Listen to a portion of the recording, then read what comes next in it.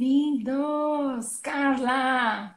Bem-vindo, Sandra! Ai, que joia! Heloísa, Olá, Carmen. tudo bom? Tudo certinho? Melhor agora, boa noite. Ah, eu tenho acostumado, agora não sei por que deixar muito para baixo. Você tá bom, João? Tudo certo? Tudo bem, graças a Deus. Você também? Tudo certo. Você tá no Rio? Estou no Rio. Estou aqui no Rio. E aí, como é que estão as coisas?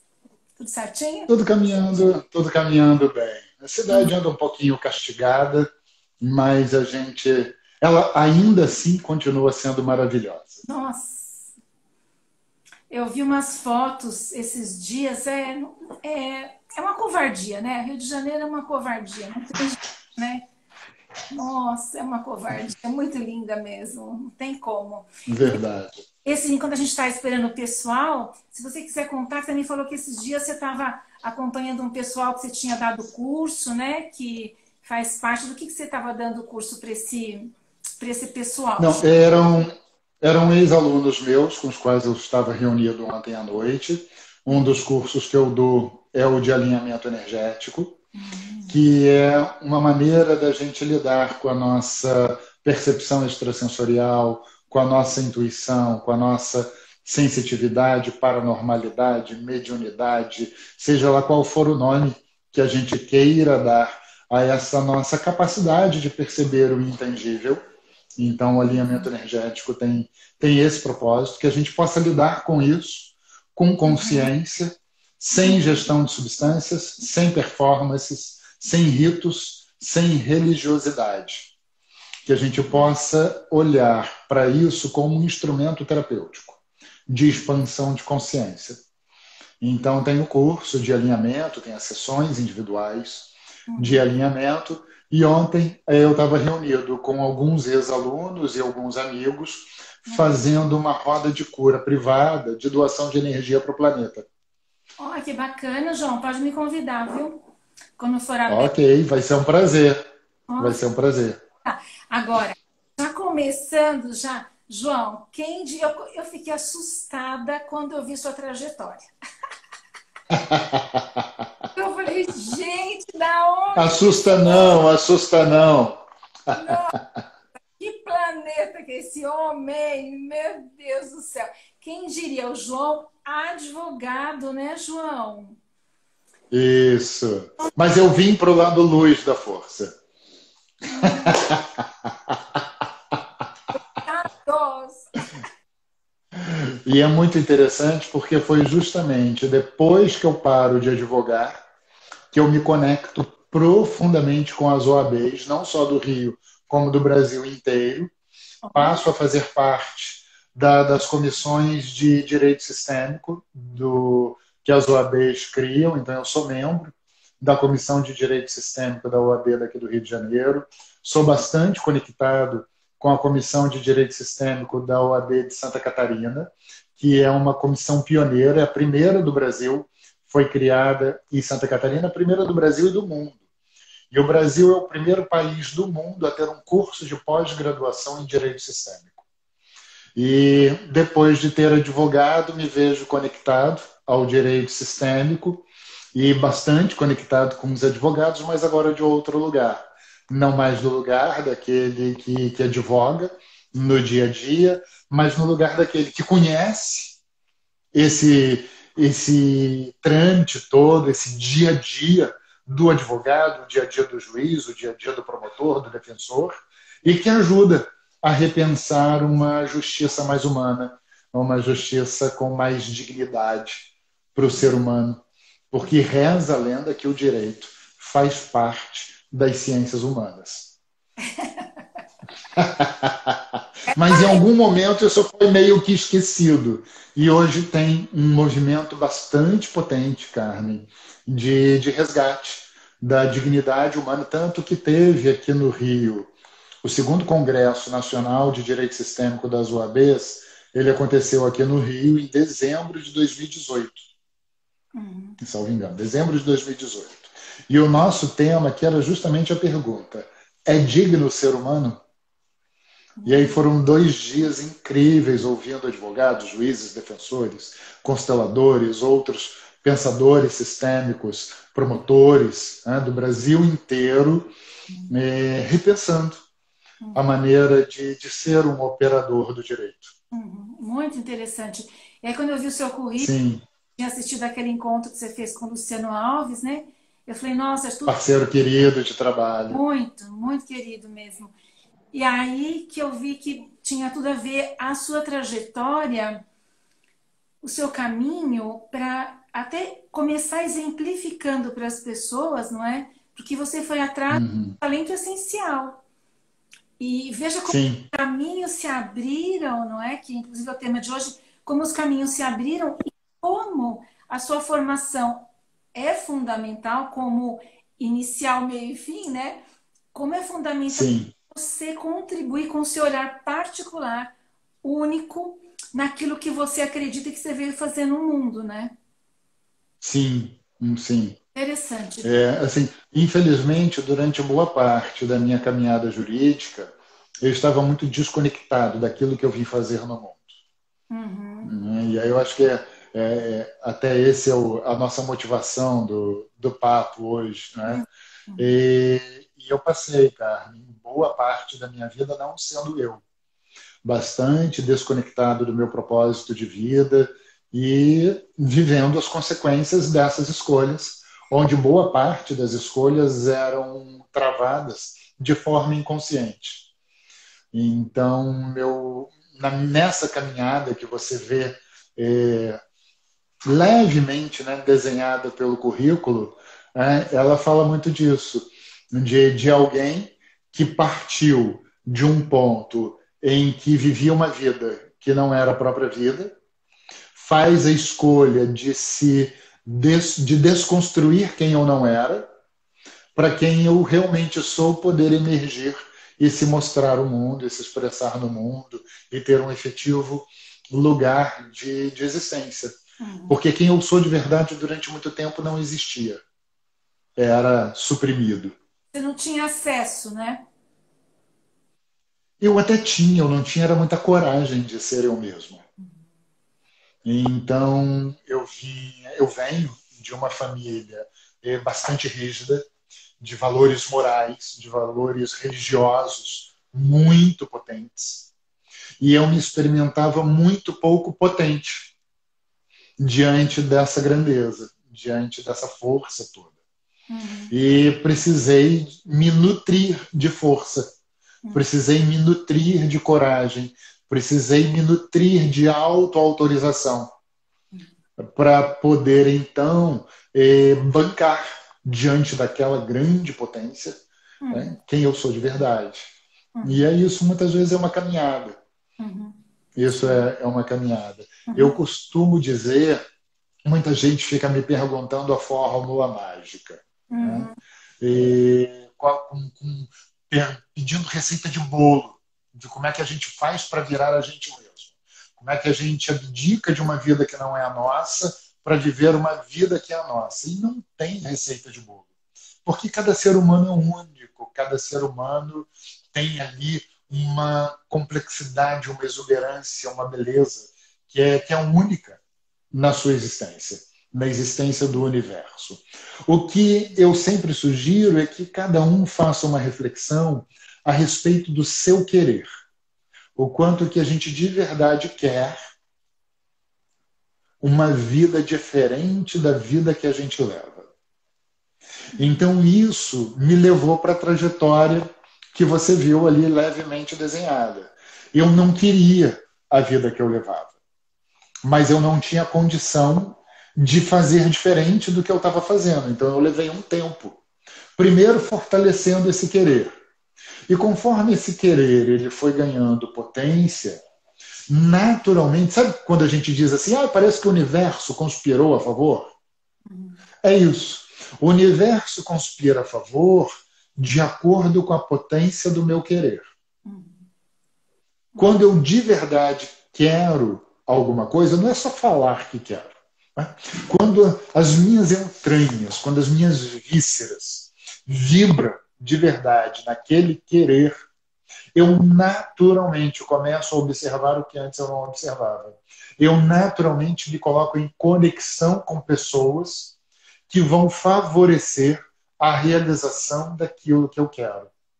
Agora, enquanto o meu querer for só um leve pensamento que de vez em quando passa pela minha tela mental, aí não, aí eu vou continuar talvez a vida inteira em mais 6 meses naquele mesmíssimo lugar de ser quem eu não sou de verdade. Agora, essa escolha, João, entre você desenvolver trabalhar, né, no desenvolvimento dessa consciência, é uma escolha que implica em caminhos bem distintos, né? Então, é o caminho da vida e o caminho da não vida, vamos dizer assim, né? E como você também é constelador, trabalha com reiki, uma série de coisas, né? Como que você vê isso no seu trabalho diário, né? Para a gente falar para as pessoas que estão com dificuldade de tomar posturas, de deixar aspectos que até sabem que, como você falou, a hora que eu vi que o direito estava, que a gente no mesmo quarto não ia dar certo, né? Você e o direito, você teve que olhar para certos aspectos, ter essa coragem que você falou. O que foi fundamental para você? Tá, primeiro, deixa eu dar um oi para a galera que entrou aqui e até te dizer, Carmen, que acabou de entrar aqui a Patrícia Paturi, é uma amiga querida, ela é uma médica, como você. Não, você é dentista, né? Você é dentista pediátrica.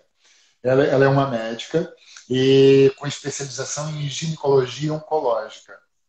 E a gente vem realizando um trabalho de oncologia sistêmica. A gente vem fazendo essa parceria, pensando também como é que a gente pode lidar com a oncologia também de uma maneira mais humana, compreendendo toda essa dimensão dos estados de saúde e doença. Então, beijo, Paty, um beijo. Já vi várias pessoas queridas entraram aí. Beijos a todos e todas. Eu assisti, você fez uma live com ela e ela já está convidada para a gente ter uma conversa, porque achei o assunto interessantíssimo, a abordagem dela. Já está convidada, viu, Paty, para a gente dizer, para a gente dizer uma conversinha, né? Que você está muito ligada para a mulher, ao feminino, né? A criança. Sim. Então a gente vai conversar, viu? Nossa, que bom. Perdão, João, pode falar. Mas me relembra, quando eu fiz esse corte tão brusco, a gente estava... Você tinha me perguntado... O que foi decisivo para você conseguir dar esse passo no sentido da sua consciência? Porque não é fácil, né? Como incentivar esse querer? É interessante, a Patrícia, numa de nossas lives, ela perguntou isso também. Né? Como é que a gente pode fazer para incentivar esse querer?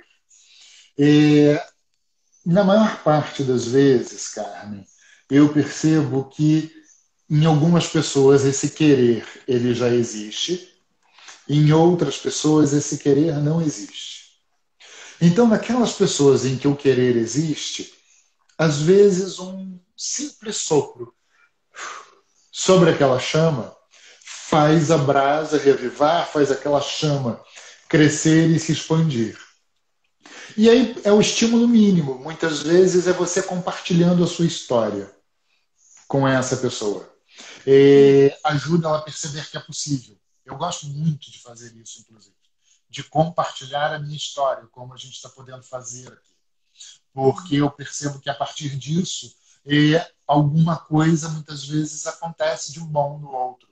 E algo assim aconteceu comigo. Então eu lembro que eu já vinha no movimento religioso, no movimento espiritual, há muitos anos, e num dado momento, uma amiga minha que tinha passado por um processo sistêmico de transformação bastante interessante, mas com a certeza absoluta que qualquer outra pessoa passaria por isso, menos eu. Ela me convida para um almoço. Ela foi perto de minha casa e ligou para mim e falou assim: João, estou aqui perto, vamos almoçar? E eu estava com disponibilidade e falei assim: vamos embora, vamos almoçar. E no almoço, ela começa simplesmente a falar dela. da experiência dela, sem tentar me convencer de absolutamente nada. E conforme ela foi descrevendo a experiência dela, ela que não tinha a menor ideia do rebuliço que estava acontecendo comigo, naquele momento da minha vida, eu viro para ela e falo assim, eu quero fazer esse negócio também. Me passa os contatos, me manda esses contatos, eu vou fazer... Ela levou um susto.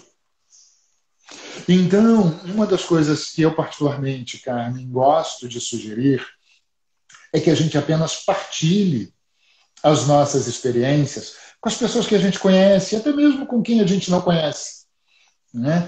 Mas sem querer doutrinar a pessoa que nos ouve. Eu percebo que é muito chato, e como eu já fiz isso, principalmente na época que eu era tinha uma pegada religiosa mais forte, né? A gente quer convencer o mundo de que aquela verdade é a verdade, sem se dar conta que aquilo é apenas a minha verdade naquele momento da minha vida. E a gente vai ficando um chato de galocha, né? E, nossa, como eu já fui chato. Como eu já fui chato tentando salvar o mundo, como eu já fui chato tentando convencer o outro de que aquele era o melhor caminho, até eu me dar conta de que eu, com os meus exemplos, me tornando uma testemunha viva do que, por exemplo, um processo sistêmico pode fazer em favor de uma pessoa, era mais do que o suficiente para convencer quem estava pronto para ser convencido. Uhum. E para não convencer quem estava pronto para não ser convencido. E que estava tudo bem. Então a sugestão que eu dou é, se você quer fazer esse sopro sob a fagulha do querer de alguém, compartilhe a sua história. Compartilha o que o processo sistêmico, o processo terapêutico, o processo espiritual, o seu processo de vida fez de bom sobre você. Porque eu vejo muita gente tentando convencer o outro, mas quando a gente olha um pouquinho mais de perto para aquela pessoa, a gente vê que a vida dela continua igual. Uhum. A gente vê que aquilo que ela tanto prega e tanto estimula que o outro faça, ela, na verdade, faz pouco em relação à própria vida. Eu me lembro de uma amiga querida, certa vez, ela vira para mim e fala assim, num grupo, o interessante do João é que ele coloca em prática aquilo que ele aprende. Eu lembro que quando eu ouvi isso, eu falei assim, oi? Mas como assim? Se eu aprendi algo que eu acho que pode me fazer bem, por qual razão eu não vou sequer me permitir experimentar? E eu vou lhe ser muito franco, Carmen, na boa parte das vezes eu experimentei igual a São Tomé. Eu queria ver para crer. E eu ia testar. Será que esse negócio funciona mesmo? Eu lembro que o Ho Oponopono, por exemplo, quando eu tomei conhecimento do Ho Oponopono, eu fui testar. Eu falei assim, vai me dizer que esse negócio é assim, tão simplesinho assim, tão basicão assim, e gera esses efeitos incríveis na vida da gente. Eu quero testar. E fui lá testar e cheguei às minhas próprias conclusões. E aí virei um facilitador de rodas de Ho Oponopono. Mas a partir de mim, a partir das percepções da atuação daquela ferramenta, daquela estrutura em mim, na minha vida. Então eu digo muito, né? Eu sou uma prova viva de que esse negócio funciona. Porque quanto tempo eu vivi sendo quem eu não era? João, eu Diga, acredito cara. mais nesse processo que você falou. Inclusive, eu incentivo muito os pacientes, os clientes de constelação a falarem, escreverem, né, a experiência deles. Não precisa contar detalhes, mas assim, o caminho de transformação deles. Eu acho que é importante para quem fala e é importantíssimo para quem escuta. Eu acho que para quem fez parte do processo, né, o dono do processo, parece que é uma finalização, parece que é dar um laço, sabe, no processo. Então, acredito Eu, nisso, viu? Te ouvindo agora, eu lembrei de uma experiência. Isso acontece bastante, mas lembrei em especial desse momento, nesse instante. Eu estava dando um curso de prosperidade e, num dado momento, eu partilhei de uma fase. Eu estava ensinando uma ferramenta de ativação de rede de relacionamentos e partilhei com um grupo que estava ali comigo o momento em que eu acessei na rede de consciência universal aquela ferramenta de ativação de rede de relacionamentos. E era um momento em que eu estava experimentando uma escassez aguda. E aí, no final do curso, na roda de feedbacks, uma aluna queridíssima virou e falou assim: gente, eu fiquei chocada quando eu ouvi o João dizer que ele já experimentou escassez numa época da vida dele. Porque, assim, para mim, vendo como o João é hoje, isso é inimaginável. Então a gente acaba, muitas vezes, vendo a ponta final da história de alguém e achando que essa pessoa foi assim a vida inteira. Não, eu costumo muito dizer, isso é algo que aconteceu, uma fala que surgiu também num curso que eu estava dando de constelação. Era um intervalo, eu estava tomando um cafezinho, aí surgiu uma referência sobre acontecimentos passados, e eu virei e falei assim: você está vendo esse cafezinho aqui? Eu sou fruto de todos os cafezinhos que eu tomei. Todos os cafezinhos que eu tomei e não tomei estão aqui, agora, neste momento em que eu converso com você. Então é isso, né? Tudo o que eu vivi e tudo o que eu não vivi forja, constrói quem eu sou hoje.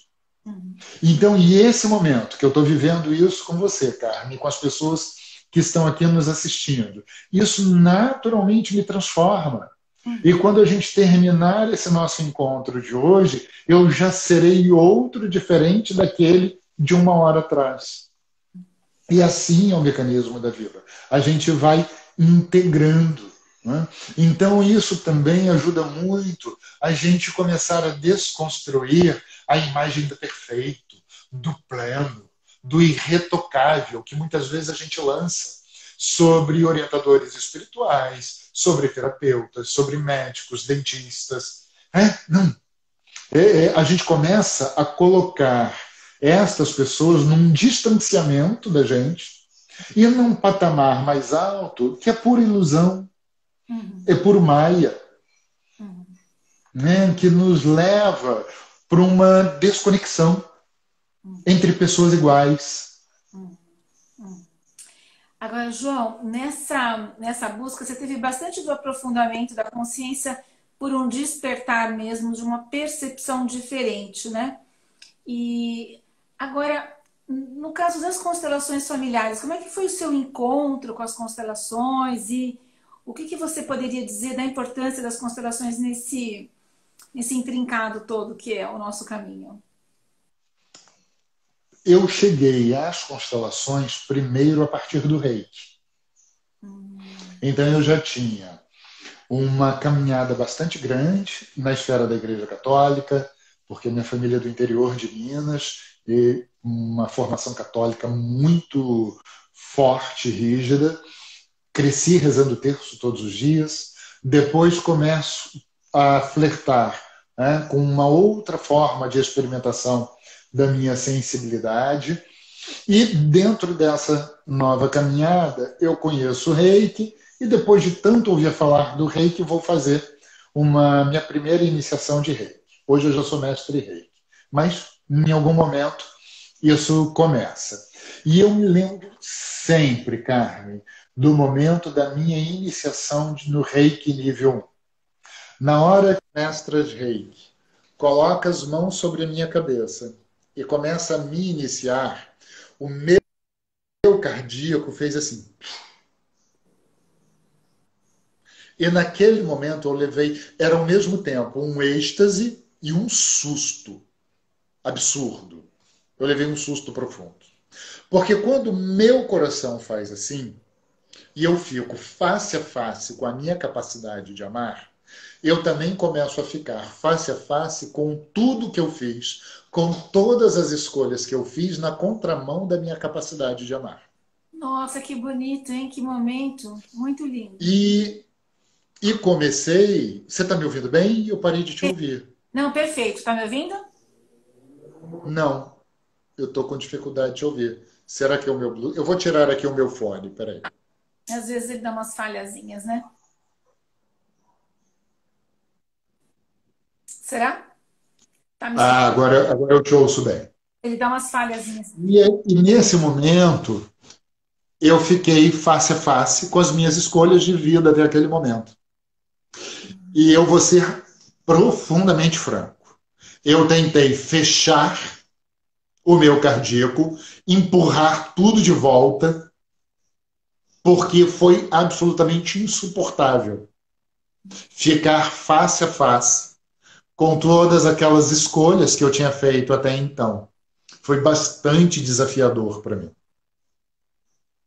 E aí, depois disso, o que eu faço com esse trem todo? Né? E nesse momento eu busco ajuda terapêutica. Só que eu não me autorizava a ter problema. Eu não me autorizava a ter defeitos. Então eu ia fazer terapia escondido, ninguém sabia. Eu parecia um agente secreto. Olha, eu parecia um agente secreto. Por quê? Porque na verdade eu tinha que esconder do mundo tudo aquilo que eu estava experimentando. Você ia disfarçado para terapia, então? Oi? Você ia disfarçado para terapia. Quase isso. Botava chapéu, óculos escuros. Né? E nesse processo terapêutico, a terapeuta era consteladora. E aí ela ali começou a me apresentar algumas coisas de constelação, de leve, né? Porque ali a casca era bem dura naquele momento.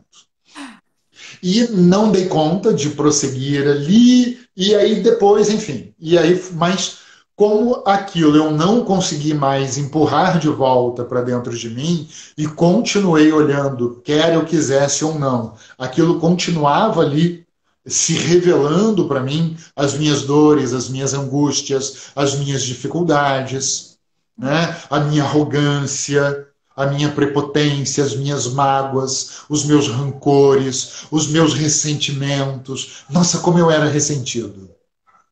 Como eu era ressentido.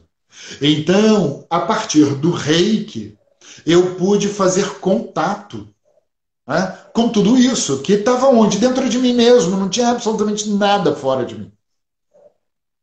E aí eu fui, até então, chegar de uma maneira mais objetiva às constelações, me encantei com as constelações, e eu costumo dizer que eu virei rato de roda de constelação. Então, onde eu primeiro aprendi sobre constelação foi atuando como representante nas constelações, porque aí o meu corpo começou a conhecer aquilo, né? Ao invés do meu cognitivo conhecer primeiro, o meu corpo começou a experimentar aquilo. E aí é muito como o Peter Levine, né, que trabalha com esse ele propõe o aprendizado de baixo para cima ao invés de cima para baixo. Então o meu corpo conhecia todas as leis sistêmicas, de tanto viver as constelações na prática. E aí depois fiz uma formação, outra formação, outra formação, outra formação, outra formação, e é a constelação familiar, é a constelação organizacional, é a constelação estrutural, e como é lindo ver o Matias e a Insa, dois alemães incríveis, trabalhando com a gramática das constelações, a estrutura das constelações, é lindo. E daí a começar a ensinar foi natural, porque eu já transpirava a constelação. Eu não precisei fazer força para começar a transmitir isso. Como celularmente eu já conhecia, na medida em que o ensinamento cognitivo também começou a acontecer, aí eu comecei a transbordar. eu comecei a transbordar. Eu costumo dizer muito, Carmen, que para mim as constelações elas são muito mais do que uma mera ferramenta sistêmica. Para mim, as constelações elas são uma filosofia de vida, porque é no meu dia a dia que eu vou experimentar se aquele negócio faz efeito ou não. Não adianta eu ler um livro incrível, eu participar de um workshop massa, ai, chorei horrores, fiz isso, eu fiz aquilo, abracei, beijei, deitei, me curvei, ajoelhei, minha vida está resolvida. Eu vejo muita gente utilizando as constelações assim, quase como se elas fossem uma varinha de condão que vai resolver todos os meus problemas. Parece um produto lá do Caceta e Planeta das organizações Tabajara, né? Seus problemas acabaram. Fiz uma constelação. Nada. Muitas vezes é justamente ali que o problema começa. Porque o objetivo da constelação é me tornar mais consciente do que eu venho fazendo com a minha própria vida. O objetivo da constelação é me tornar mais consciente do lugar ou dos lugares que eu estou ocupando e, em contrapartida, do meu lugar que eu não ocupo. E aí, uma vez consciente disso, a bola está comigo, não está mais com o outro. E aí não cabe mais, na minha percepção, quando eu de verdade me torno consciente disso, continuar culpando outras pessoas, porque ninguém se responsabiliza, né? A gente culpa o outro, mas a autorresponsabilidade que é bom, poucas vezes a gente está disposto mesmo a experimentar. E o contato com as constelações é um grande convite a isso, a eu tomar consciência dos lugares que eu ocupo, do meu lugar que em contrapartida eu não ocupo, e de que a bola está comigo, que cabe a mim continuar ocupando o lugar que não é meu, ou escolher, pedir ajuda, se for o caso, para então, de verdade, ocupar o meu verdadeiro lugar. Perfeito. Eu acho que você deu bem assim um exemplo bem detalhado de uma trajetória, né, que pode realmente fazer diferença para quem escuta e tal. Uma curiosidade que eu tenho dentro de tudo isso, Sim. porque você trabalhou, tem especialização em família, não é? E você Isso. e tal. E assim, você, eu vou até resumir assim para você passar alguma coisa. Você tem trabalhado, trabalhou, tem uma experiência com o direito e nesse âmbito de constelação familiar com uma atuação mais efetiva no momento? No momento, muitos clientes vêm com questões jurídicas.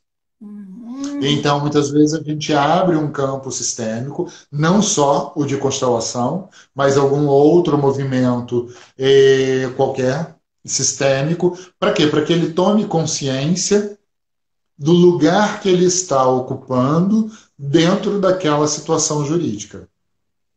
Uma das questões mais importantes quando alguém apresenta uma situação jurídica é a gente perguntar o quão disposta esta pessoa está a uma solução jurídica. Perfeito. Porque a solução jurídica ela encerra algo. A solução jurídica ela coloca um ponto final e vai me permitir seguir adiante. O litígio interminável não me deixa seguir adiante. E muitas vezes essa é justamente a forma que eu encontro, completamente torta, distorcida e adoecida, de manter o vínculo com alguém que me é tão importante, que me é tão caro. Então, quantas e quantas ações judiciais no âmbito do direito de família são experimentadas de forma longuíssima, porque, na verdade, aquelas pessoas não conseguem ainda deixar o outro ir. E enquanto eu não deixo o outro ir, eu não sigo. A minha vida para.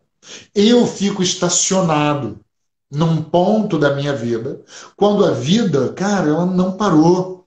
Ela continua seguindo lindamente em frente. Quer eu queira, quer eu não queira. E aí, de repente, eu vou me dar conta. 10 anos passaram. Uhum. 20 anos passaram. E o Uhum. que é que eu fiz da minha vida? Não, eu não fiz, eu fiquei parado. Uhum. Então, é extremo. Eu lembro muito de uma cliente que estava com uma questão dificílima. Eu já não advogava mais, era a minha cliente de processo terapêutico. Ela estava com uma dificuldade aguda financeira. Ela estava sem ter o que comer na época. Ela dependia da ajuda de amigos para poder se alimentar.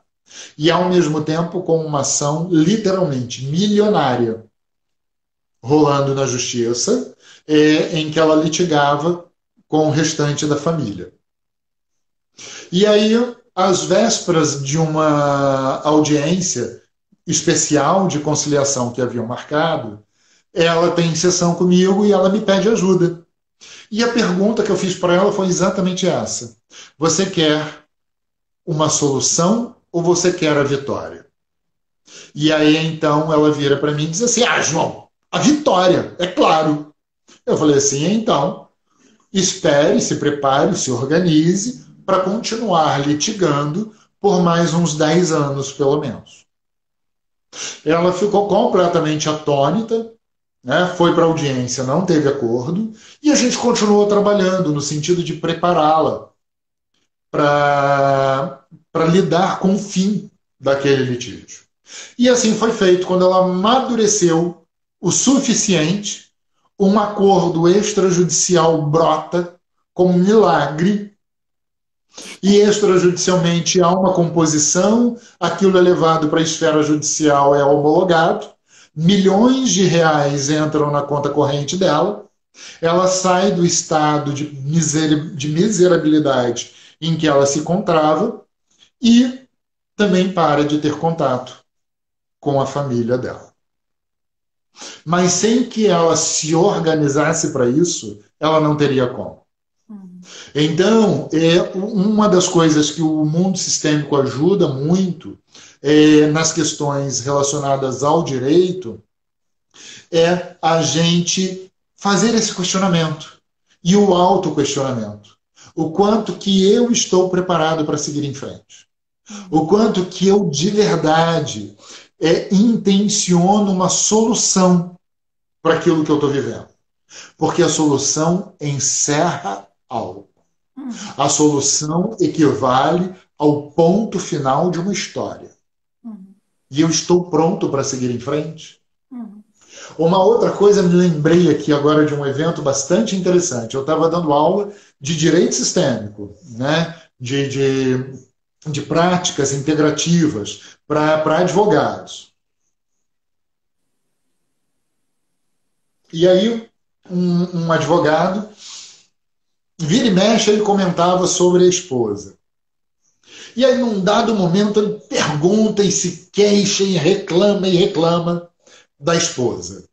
E aí eu virei para ele e também perguntei assim: ok, vamos supor que ao final do dia de hoje, quando você sair do curso e retornar para casa, você encontre sua esposa exatamente do jeito que você deseja. Não existe mais do que você reclamar dela. Você acha que está pronto para lidar com esse mulherão?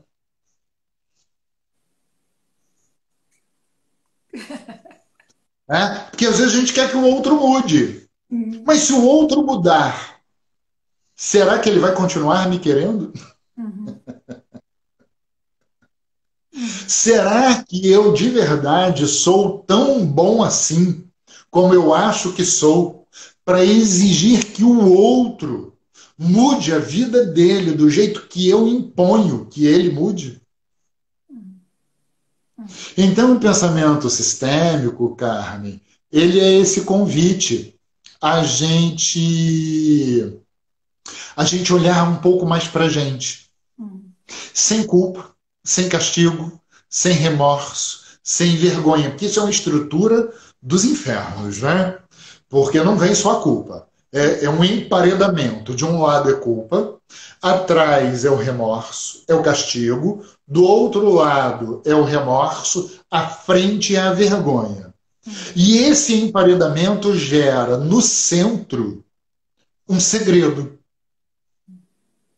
E os segredos sistêmicos, eles equivalem a um buraco negro no universo.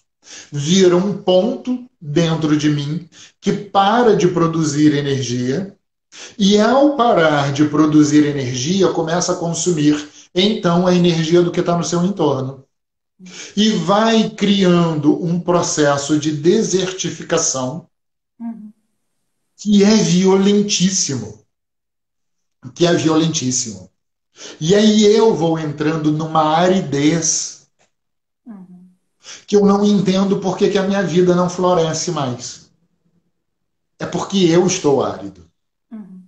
Eu estou cultivando um ou mais segredos por conta de culpa, de castigo, de remorso e de vergonha. E vou desertificando a minha própria vida.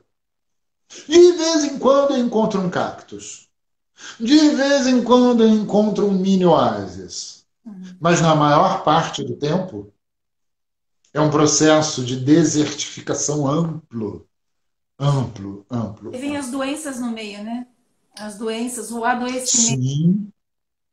Aí vem o adoecimento. Sim. Infelizmente não se dá conta, né?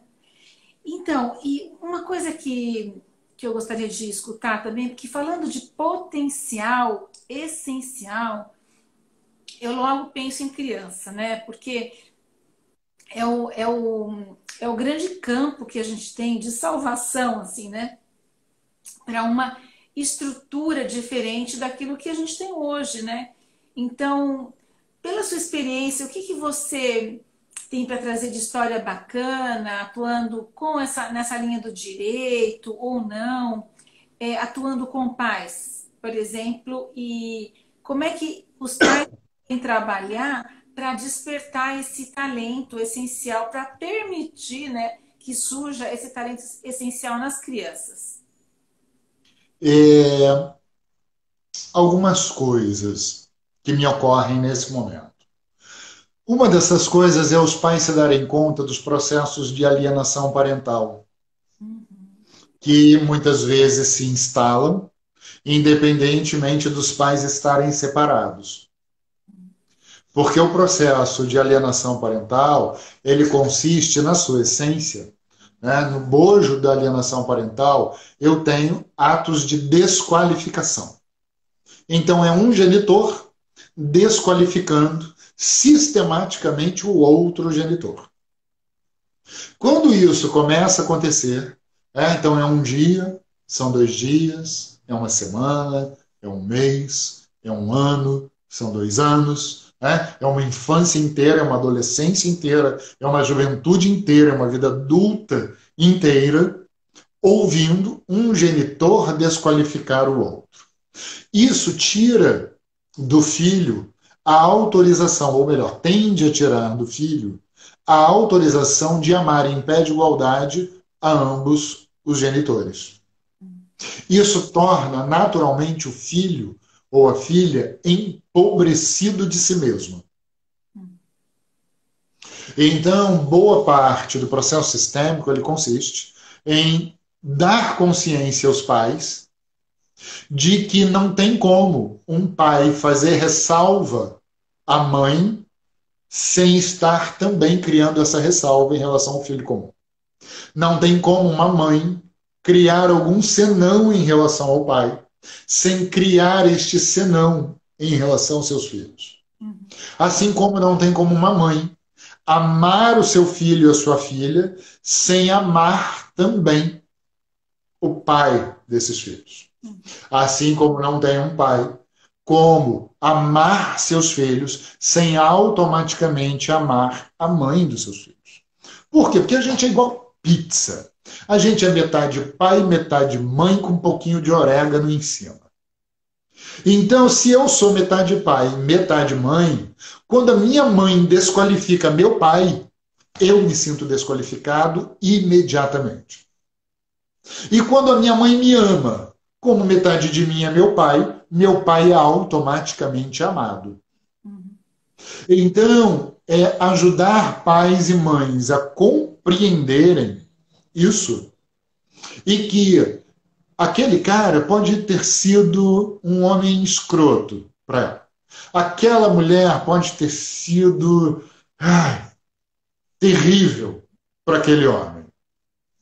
E que, ainda assim, ela pode ser uma boa mãe para os filhos, ele pode ser um bom pai, que são figuras distintas. A de homem e mulher e a de pai e mãe, que pai e mãe não se separam. Quem se separa é homem e mulher. Ou dois homens, hoje, com as relações homoafetivas, ou duas mulheres, também com as relações homoafetivas, que é o casal que se separa. Pai e mãe não se separam, jamais. Por quê?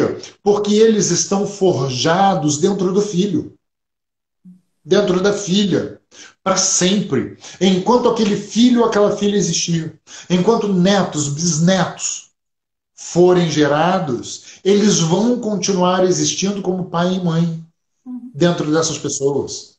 Quer se queira, quer não se queira.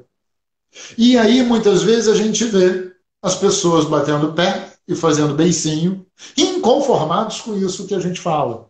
Como se essa rebeldia fosse suficiente para mudar uma lei sistêmica. Então, quer eu queira, quer eu não queira, vai ser assim. E aí era algo que a gente brincava muito no direito, né?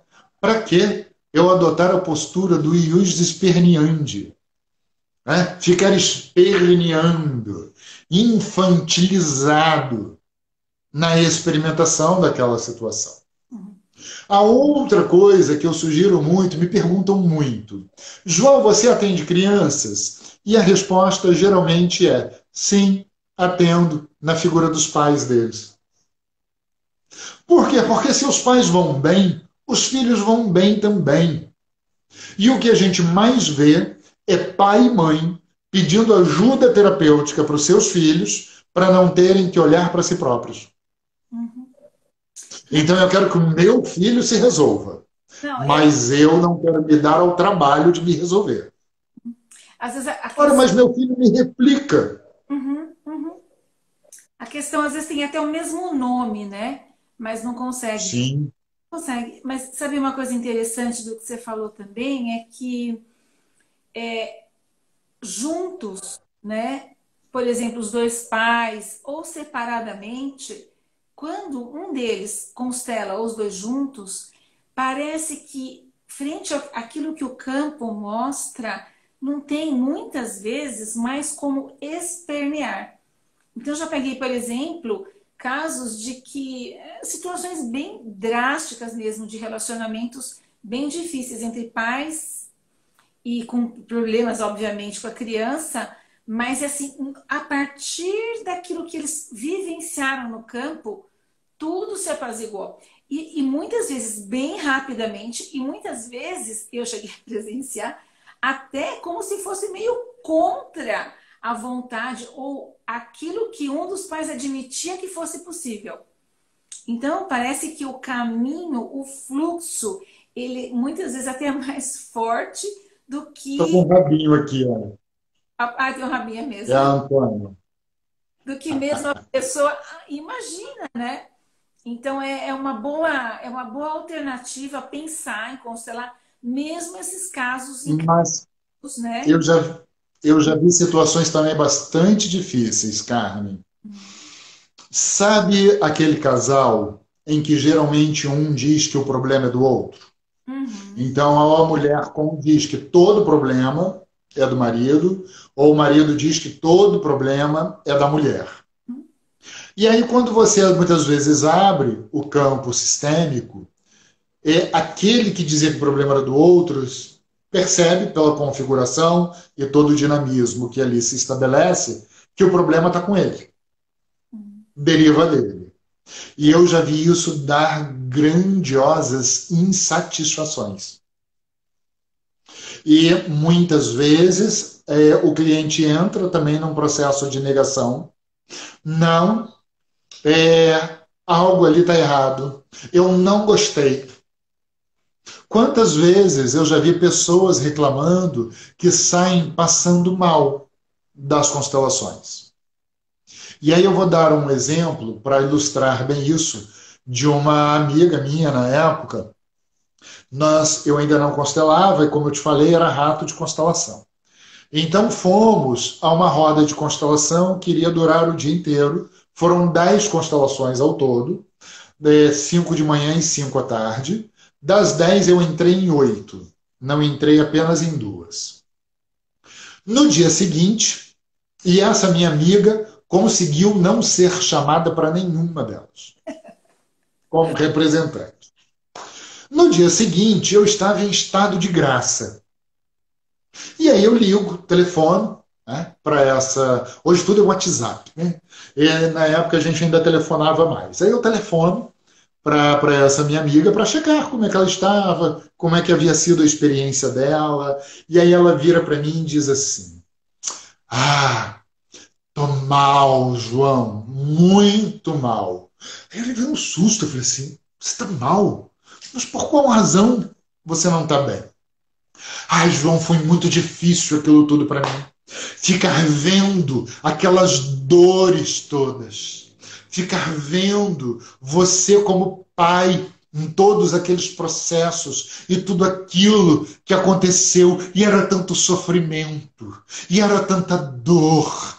E blá, blá, blá, blá, blá, blá, blá, blá, blá. Aí eu respirei e falei assim, cara, que curioso. Porque naquele dia nós conseguimos chegar a 10 lindas soluções. Mas, pelo incrível que pareça, nenhuma das 10 soluções foi interessante para você. Para você só foi interessante o processo de dor. E você está tão conectada e apegada à dor que você simplesmente ignorou que soluções foram estabelecidas. Então, quando alguém sai dizendo que saiu passando mal de uma constelação, o que eu pergunto é: qual foi o seu nível de abertura e de disponibilidade para aquilo? Qual foi o seu nível de resistência? O que é que aconteceu ali que te incomodou tanto de ver? O que é que foi que você viu ali que, na verdade, você não queria ter visto? O que é que foi mostrado sobre a sua própria vida ali que você pagaria fortunas para não tomar consciência? Uhum. Uhum. Isso mesmo. Sabe, esse é o ponto. Por quê? Porque a constelação, como qualquer outro processo de sistêmico, ele é um movimento de tomada de consciência. Ele é de tomada de autorresponsabilidade. Uhum. A partir desta tomada de consciência.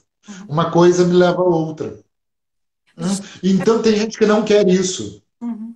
A gente tem 5 minutinhos, João. A Paty, ela fez uma pergunta com relação à doença psiquiátrica de criança estando os pais saudáveis ou sendo os pais saudáveis.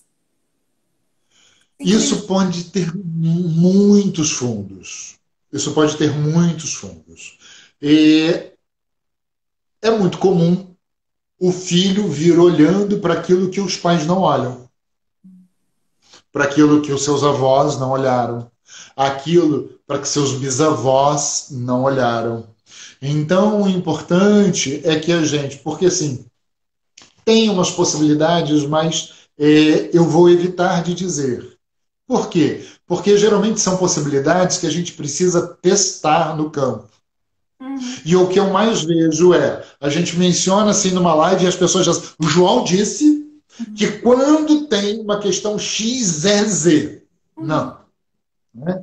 Então a gente tem indicativos de comprometimentos como sistema ancestral. Pessoas que tiveram experiências muitas vezes dolorosas no passado. Né? E aí eu vou olhando e vou corrigindo isso. Então, sim, Paty, se os pais constelam, ajudam. Por quê? Porque se os pais, é aquilo que eu falei antes, se os pais vão bem, os filhos vão bem também. Uma dinâmica que é muito interessante, e aí com filhos que têm problemas psiquiátricos ou algum outro problema de mobilidade, algum outro, uma deficiência visual, uma deficiência auditiva, são os pais começarem a negligenciar com a própria vida, sob a alegação que é por conta do filho. Isso, em primeiro lugar, vira um peso absurdo sobre os ombros daquele filho, daquela criança ou daquele adulto. E quando a gente abre o campo sistêmico, como é comum, a gente vê que o problema não é o filho com algum tipo de deficiência, e sim o seu pai ou a sua mãe, que não sabem como lidar de maneira saudável com aquela patologia. O mesmo com a parte, com os cânceres, quando a gente está cuidando de alguém com algum sintoma oncológico, como é comum a família entrar ali numa zona obscura porque ela não sabe lidar com aquilo e começa a colocar toda a culpa e todo o peso das suas questões sobre os ombros do paciente, da pessoa adoecida. Acho que a parte boa, né, João, é que eu já vi, né, casos assim também. O campo, muitas vezes, é tão lindo e tão inegavelmente verdadeiro que muitas vezes não tem como a pessoa negar ou como a pessoa com aquela visão não se transformar. Então, nem sempre a pessoa entra em negação, às vezes pode entrar, às vezes não, mas muitas vezes, pela beleza mesmo, pela sabedoria da grande alma, vamos dizer assim, as coisas tomam um rumo que, como eu já falei, né? Até quando a pessoa jura de pé junto que não quer saber daquele ex-marido, papapá, porque é um crápula aí por aí afora, mesmo nesses casos as coisas podem tomar outro rumo, né? João, a gente Sim, tá sim. 1h48, eu queria que você desse uma palhinha dos próximos eventos, eu também vou falar de um próximo curso. O que você tem aí para acontecer, por exemplo, no ILA? Alguma novidade? Tá rolando lá? No ILA tem os cursos de formação de constelação individual, constelação em grupo, que segue a pleno vapor nesse momento, tudo por vídeo, né? Então eu sou um dos professores do ILA. E tem para final de outubro, iniciozinho de novembro, o início das rodas de conversa e reflexão sobre a nova masculinidade, uma roda terapêutica exclusiva para homens, só Ai, Clube do Bolinho, me dá para eu para a gente poder refletir o que é ser homem em 2020. hoje. Seja um homem hétero, um homem homo, um homem trans, seja um homem preto, um homem branco, um homem indígena, um homem rico, um homem pobre. O que é ser homem, Super. em 2020? Depois Então, isso está chegando. quero divulgar, tá quase chegando. Gente, então beleza, João, mas eu quero divulgar, tá? Por favor, tá? Tá bom. Aí vai ter dia 20 de setembro um cursinho de umas 3 horas com a Fabíola e com a Márcia sobre criatividade, as duas artistas. A gente vai fazer umas vivências ligando com a experiência delas e as constelações familiares. Que João, lindo. muito obrigada. Vai dar papo Obrigado, Carmen. para rolar aí para muito tempo. O João, se tiverem alguma dúvida, né, João? No espaço Sim. integral